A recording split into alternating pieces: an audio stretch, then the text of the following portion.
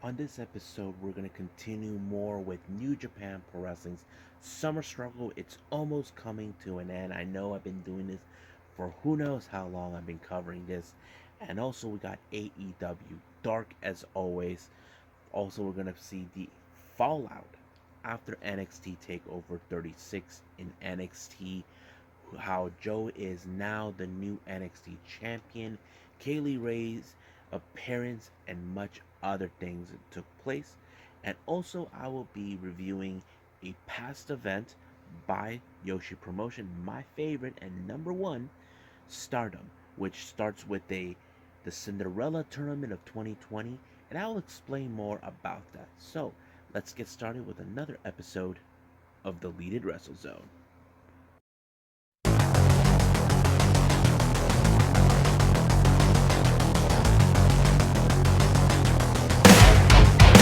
Are you ready? Get up, get up! Get up, get up! Get up, get up! Get up, get up! Get up, get up! Get up, get up! Welcome everybody to the Deleted Wrestle Zone, all things that is pro wrestling with AEW, NXT, New Japan Pro Wrestling, Impact Wrestling, the National Wrestling Alliance, various promotions, wrestlers, matches, and championships. I am your host, JayZ here. First things first, before I proceed reviewing any of these events, I want to apologize for my previous event, or should I say, previous episode, where I mentioned we were going to have NWA Power. However, we did not get that because they had a best of.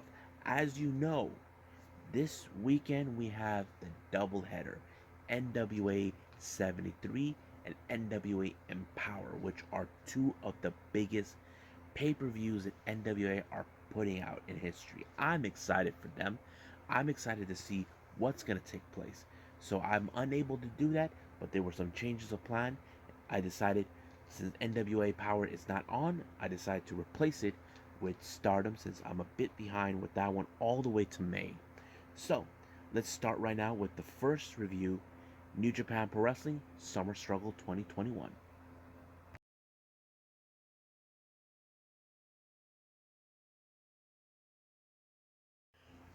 Okay, so we got New Japan Pro Wrestling Summer Struggle 2021. I don't know what day we're in for this one, but screw it. The opening match is the first time I see brand new Young Lions. Now, however, you can say Young Lions are not important, but sometimes you will pay attention to those who could be potential stars in the future. As you may or may not know, Yuya Uemura has now officially joined the LA Dojo to learn under Shibata's school, and it's pretty exciting. So these two young lions, we have Kosai Fujita versus Ryuhi Oiwa. Now, I don't know who these guys are, but the match was pretty decent enough to show these young lions are willing to showcase what they can do. Now, keep in mind, now those who are new to the channel, you're asking yourselves, what the hell is a young lion? Well, it's their equivalent of course, the young boys, those who learn from veterans. The young lions, on the other hand, are trained, disciplined. They're limited to use certain moves. Now, if you're planning to use a submission move, you're only allowed to use the Boston Crab. So basically, they're limited and they have to dress all in black clothing in order to act like they're students. It's the same thing when you guys are martial arts, when you wear a gi, it kind of makes more sense. So it plays out pretty well on that. But the match was pretty interesting. It ended in time limit draw. I'm like, wow, pretty impressive. So I gotta pay attention to these guys. So if you guys did saw this, pay attention to these guys. See what they can surprise you. Next match, we have a tag team match. We have Tiger Mask teaming up with, look, it's Hamna. Yeah, Tomoaki Hamna taking on Master Wato and of course Satoshi Kojima. Now, as much as these are great wrestlers we love to watch, I have to say I enjoyed it because I do like the veterans like Kojima and Hamna. These guys go, wait, they have been, what? one of the most impressive wrestlers of all time. However, it was Satoshi Kojima who put the lariat onto what's his name? Onto Hana, allowing himself to pick up the victory for him and for his team. The next match is the never-ending battle between Yano and Chase. Yano teams up with Ryusuke Taguchi while Chase teams up with Yano. However, Chase decided to mock Yano with his entrance. Now, if you guys ever seen him, the ring announcer says something like a long list of things about him, and it takes forever. You're like, ugh, come on, come on, come on. So Chase decided to make a mockery out of him. But however, the more he was trying to play with him or mock him, Yano lost control and disqualified himself in the match when he used the kendo stick, allowing for Chase and Yano to win. It didn't matter anymore. He just wants to brutalize them to get his KOPW trophy back. That is something that we know he is desiring to get, but the real question is, can he pull it off when the timing's right? Next match, we got the United Empire, Khan and Cobb taking on Tenzan and Okada. Now, as you know, Jeff Cobb has a history towards Okada. He's been trying to get him in a match.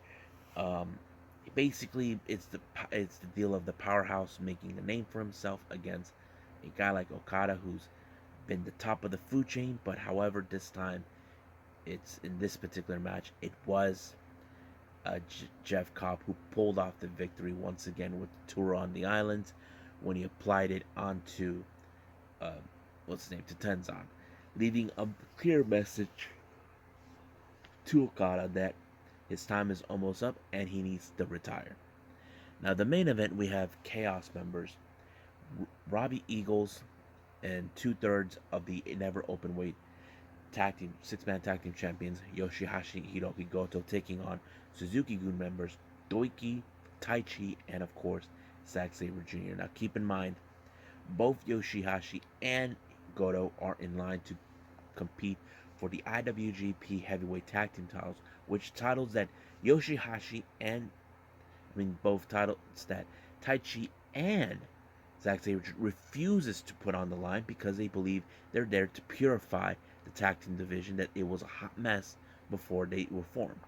Well, we'll see what happens because right now we're seeing that Yoshihashi is improving, so is Hiroki Goto, but however, Goto was the one who picked up the victory with the GTF on to, what's his name, Taichi, but however, Yoshihashi and Goto brutalized the tag team champions, leaving them know they'll be coming for those belts soon enough and they will be around their waist. So that's pretty much it. There'll be more of this, of Summer Struggles, in the next episode.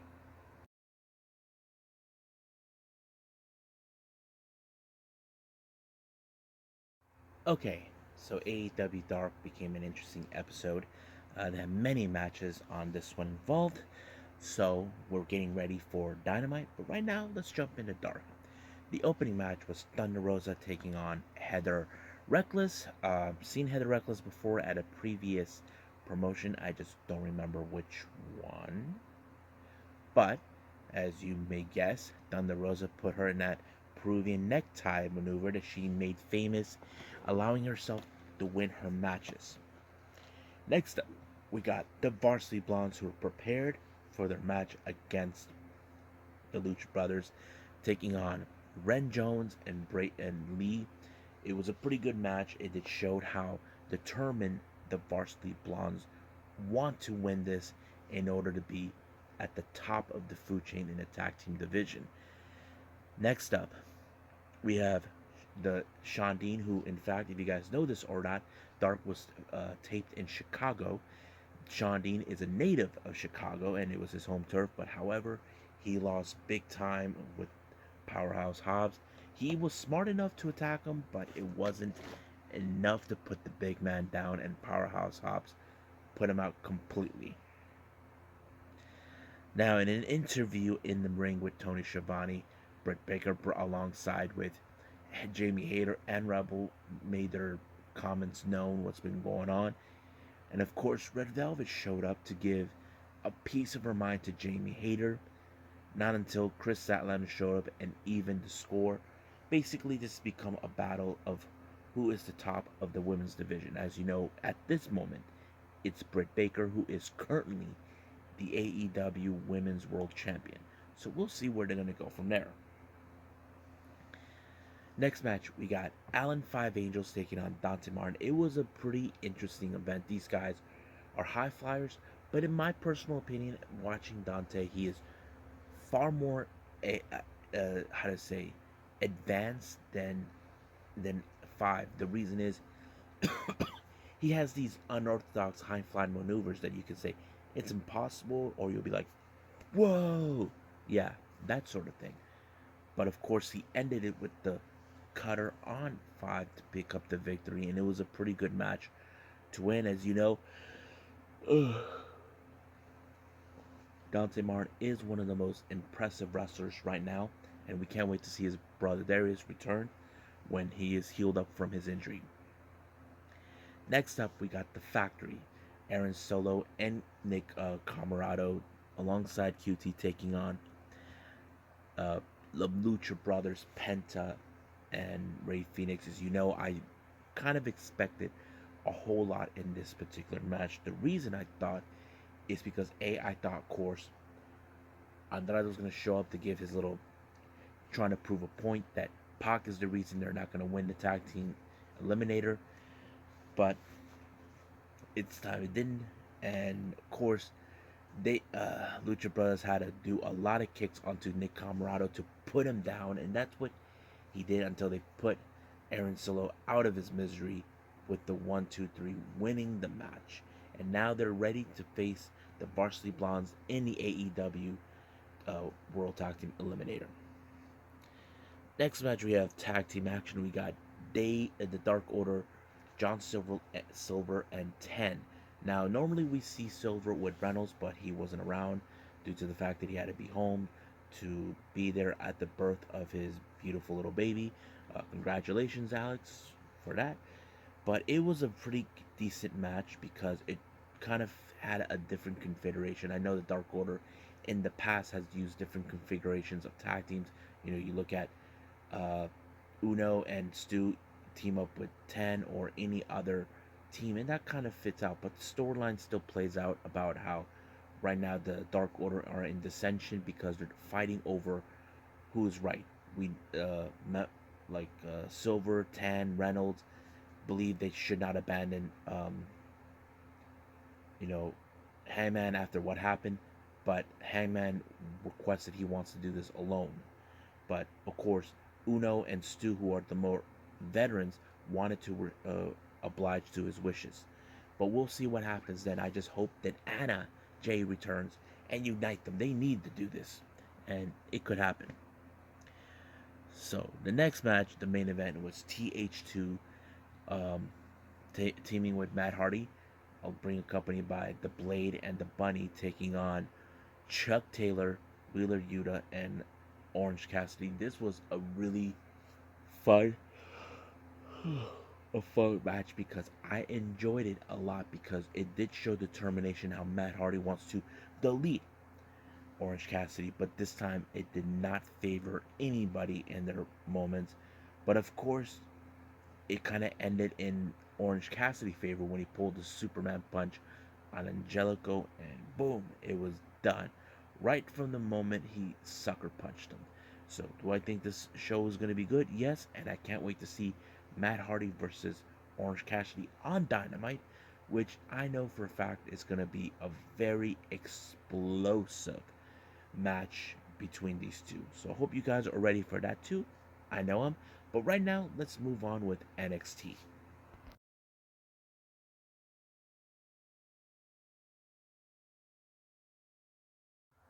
Okay, so we just entered the fallout of NXT Takeover 36 on this latest NXT show. As you know, I mentioned we got a brand new NXT champion, Samoa Joe. If you guys know this or not, I don't normally review Raw because I sort of fell out of favor for it years ago. But I heard that Karrion Kross made his debut. There are those that have made mixed feelings over his debut. Um, Don't know what to tell you guys, but we'll see what happens because I'll probably will find out sooner or later from other sources. But for now, we just saw the arrival of the $1 million champion, uh, Cameron Grimes, along with Ted DiBiase. Calling Ted DiBiase was calling him a fighting champion, and of course he did stated to Ted, "What's next?" And he says, "You got to be kidding me! We're going to the moon." But the best part is that they showed later on in this show, Cameron Grimes felt that he wanted to give back the title and make things good on him, trying to make him focus more on his career. And of course, Ted DiBiase gave him back the title, but it was a replica, and he just left, laughing. And of course, we all remember those words, "That goddamn Ted DiBiase," and he just laughed. I think he felt, what a perfect ending. I think that kind of fits into the story.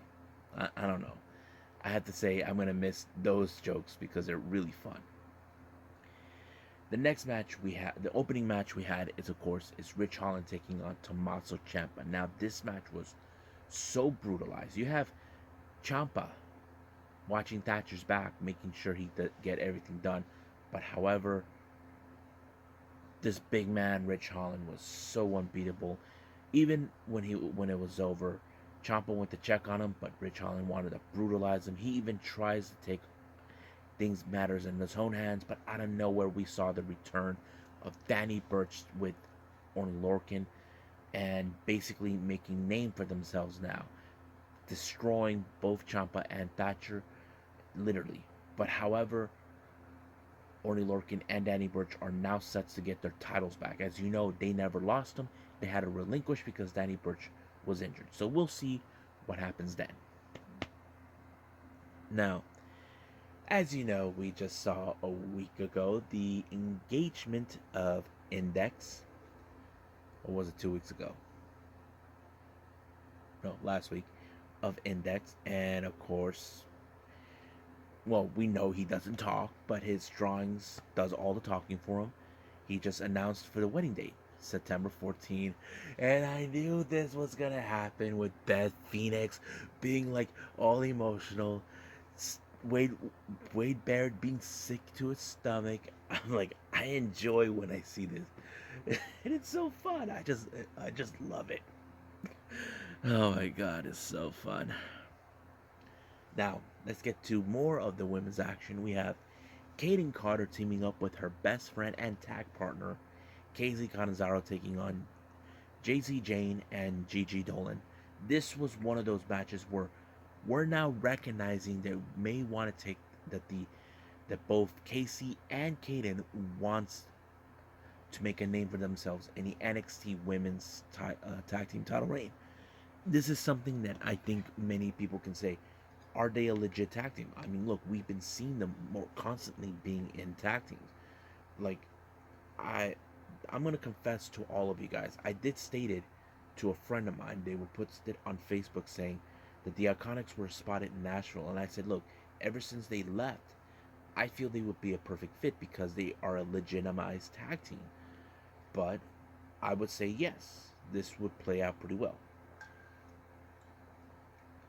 But we'll see what happens because it was KZ Conozaro to pull off a 450 splash on to JayZ Jane, and basically they were disappointed.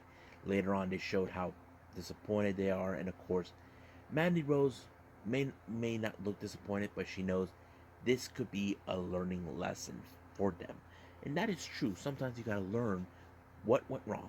So we'll see where they're gonna go with that. Now, as you know, we have Raquel Gonzalez retaining the NXT title, the NXT Women's title.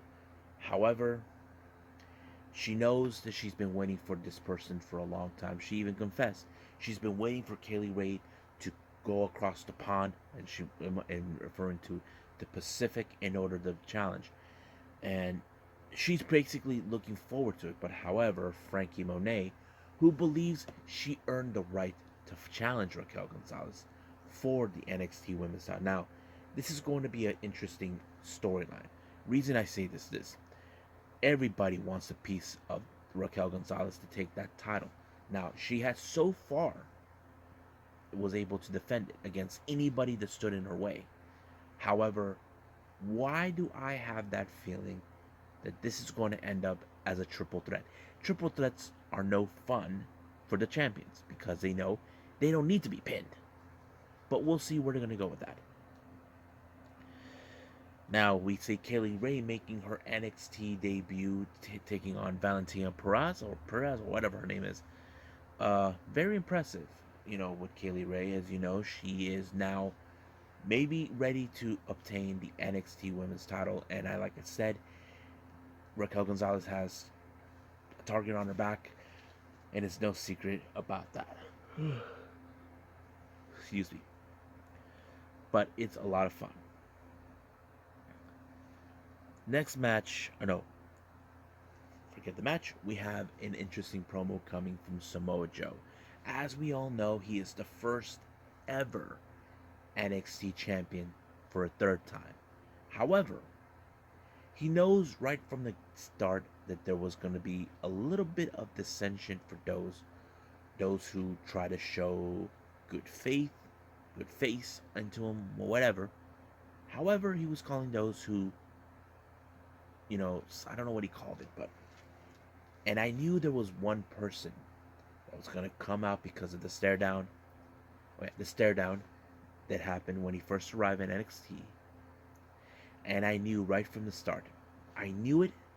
Don't ask me why, but I just had that gut feeling. It was Pete Dunne.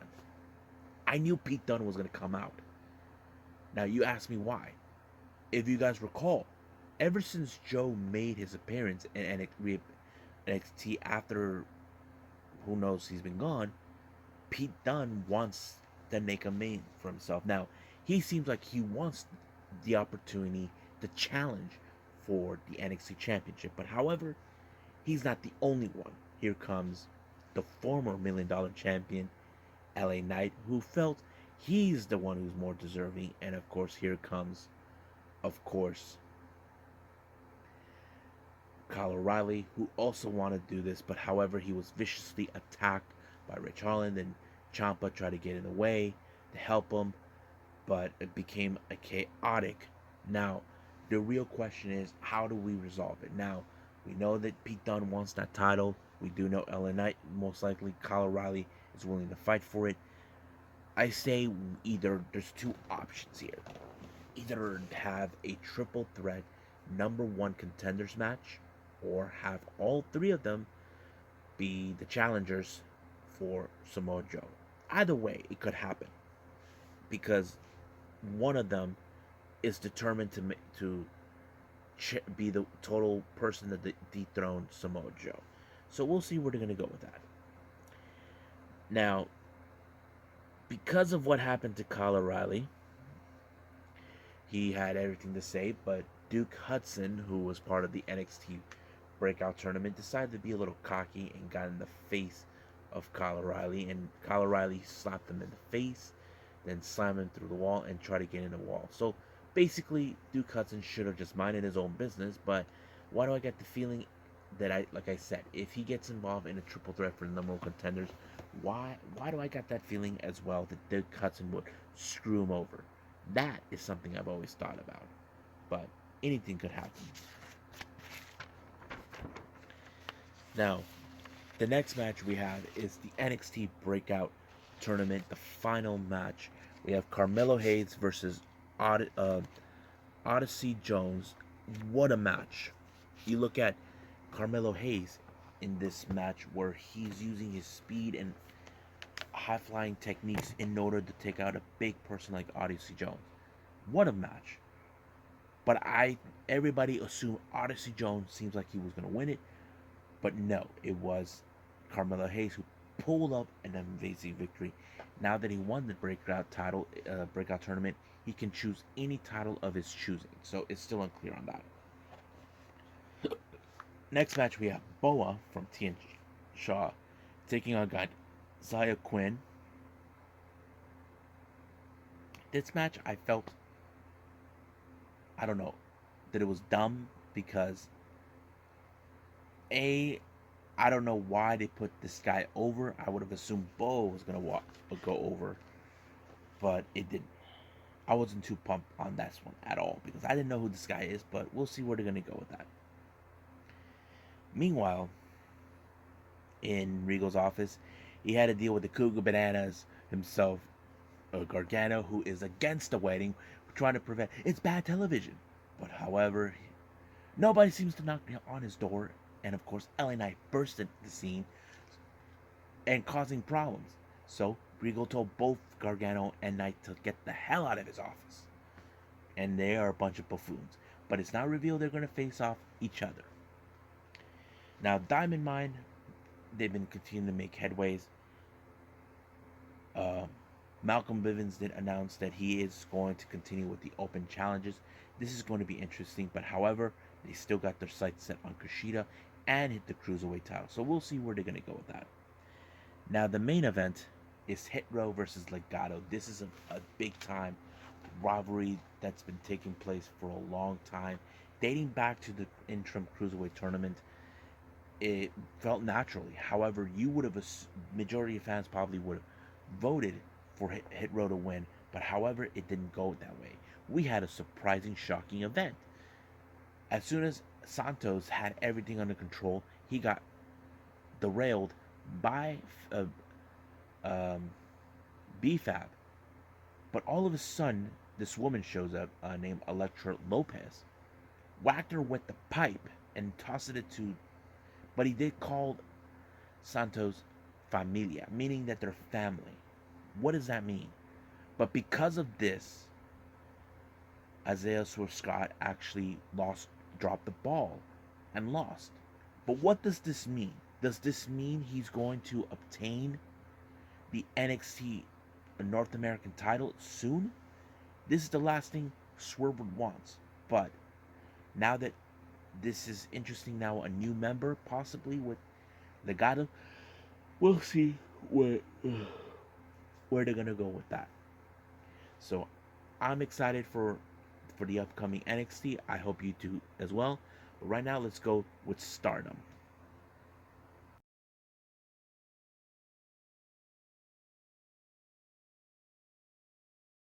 Alright, so it's been a while since I did a Stardom review. This one took place on the 10th of April. This is the Cinderella Tournament 2021. This is day one. Now, for all of you saying, really? A Cinderella? Yeah. I'm not joking. It's for real. This is more an annual tournament that takes place every year. But here's the thing. I talk about many of the tournaments they have, like, how do I say this? Point-based system. In this particular one, the Cinderella Tournament, it's all about elimination. Basically, you win a match, losing competitor is out. So that plays out in its own way. So I'll keep tabs on what's going on. There is a tournament where they have point-based system is the 5-star pricks or something like that. But I will cover that as soon as possible once I catch up with everything else. Now, the opening match was more of a dark show or pre-show. We have Lady C taking on Queen's Quest Hina. Now, according to Lady C, she has faced Hina once before, came up short. She thought she could beat her, but Hina, well, she's a very tough competitor, as you guys know or not. Her and her sisters are trained in judo, and it gives them a much better advantage. And of course, Hina put Lady C in an armbar to force her to tap out. Now, the next matches, all the matches of the night, we have the first opening rounds of the Cinderella Tournament. Basically, all of them is going to take place. So let's go with the first match. We have Hana of Stars taking on Himika of DDM. Now, Himika is a very powerhouse individual. Hana, she like Hina, she's also a judo expert. However, it did not work for a powerhouse like Himika when she put her in a torture rack and making her tap out one way or the other. The next match we got Odatai's Konami taking on DDM's Mica. Now, Konami is one of the most absolute deadly strikers and also submission expert. However, Mica, she knows every trick of being a submission holder and all that. It kind of fits in her wheelhouse. Now, I did not expected her to come out of this, but Mica was able to pull it off to win this one and advance further in Cinderella Tournament. Next match we have once again another member of Odatai and the leader of this group, Natsuko Tora, taking on Cosmic Angels Unagi Sayaka. This match was so good because, as you know, Natsuko Tora doesn't play by anybody's rules or doesn't give a damn about it. She just thinks it's full of crap. But Unagi, she is a bit of a hothead tempered type of individual. But it did pay off when she over eliminated. Now, I forgot to mention to all of you guys this. In this particular tournament, there's 3 ways to win. Submission, or pinfall, or, this one's going to shock you, over the top ring. Yeah, so you have to go over the top. That works. But Unagi was able to throw her out of the ring and stepping up. But of course, Natsuko Tora was not a happy camper that she lost to someone like Unagi, someone who they despise because she thinks her being a title holder for the artist titles, that they don't care about them. Well, that's Natsuko Tora's opinion, but for now, Unagi won this one. The next match we have once again another member of Odatai, Reena. If you guys know this or not, her twin sister is Hina from Queen's Quest, but her older sister is Hana of Stars, and they all have judo experts. Reena takes on Azumi of Queen's Quest, but this match ended when Natsuko Tora decided to help her out and win the match. So basically, it kind of gave her the edge, but I don't think she's going to go that far. Next match, we have Starlight Kid taking on Momo Watanabe. What a hell of a match, I have to say. One of the most interesting matches I've ever witnessed with these two, I have to say. Fan of Starlight Kid. Now, I mentioned this, Starlight Kid is now currently with Odatai. I haven't got there yet, but once I do, we'll be catching up. And I have to say, Starlight Kid pulled off an amazing victory when he threw Momo out of the ring to win the match. They actually went over the ring, but it was Starlight Kid who pulled it off. The next match we have Fukigen Death, formerly known as Kokigen Death, taking on Mayu Iwatani. Now, you would have assumed Mayu would not harm her, but she has no other choice. Fukigen Death was consumed by, of course, the Dark Path, and of course, Mayu has no other choice, and of course, she allowed herself to win this match completely. The next match we have Ruka of Odatai taking on the leader of DDM, Julia. Julia pulled off every stop impossible to stop Ruka. Now, Ruka is a savage who will do anything to win a match, but however, this time she's facing someone who's one of the best that there is now, and Julia pulled off one hell of a victory on this one. Next match, we got Mina Shirakawa of Cosmic Angels taking on member of Queen's Quest and, of course, the Red Belt Champion, or as we know it as the World of Stardom Championship, Utami Hayashida. It's one of the most sought out events. I have to say, Mina improved on this one a little bit from my perspective, from what I'm hearing from various people. But however, she was no match for the women's champion, for the champion on this one. The next match, this was a very interesting match. We have Saya Kamitani taking on Tam Nakano. Now, those who don't know, Saya Kamitani was once the protege of Tam Nakano when she was still with Stars, until Kamitani turned on her, joins Queen's Quest. Now, she believes she is far more beyond than Tam Nakano. Obviously, she did prove that tonight. But don't count out the next time are you approval. This is one of those things that kind of fits out in a good story, that it will come out in a later time. I've been following even if I haven't catch up yet, because I did not witness the matches whatsoever. Now, the final match, we have both members of the EDMs, Natsupoi versus Suri. I have to say, Natsupoi may be fast, but however, you cannot match the ability of Suri, who is a fantastic striker, who you know will kick your ass out completely. And that's what she did. However, she is determined to win because she wants to face Utami for the title, and Utami wants it to happen because that's what she's desiring for this match to happen between them. But however, do we think it's going to happen? Well, we're just going to follow on this tournament and see what happens from here on down, even though it's already passed.